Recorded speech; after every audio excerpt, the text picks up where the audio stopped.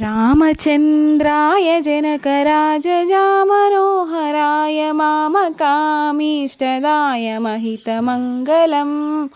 कोसलेशाय मन्दहासदासपोषकाय वासवादिविनुता सत्वरदमङ्गलं चारुकुङ्कुमोपेतचन्दनादिचर्चिताय हारकटकशोभिताय भूरिमङ्गलम्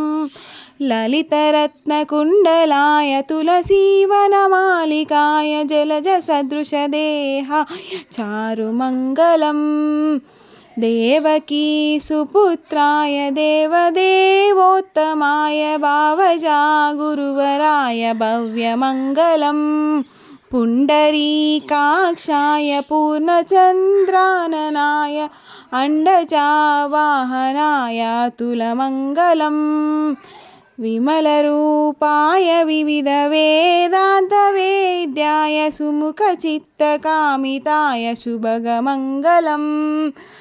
रामदासमृदुलहृदयतामरसनिवासाय स्वामी भद्रगिरिवराय सर्वमङ्गलं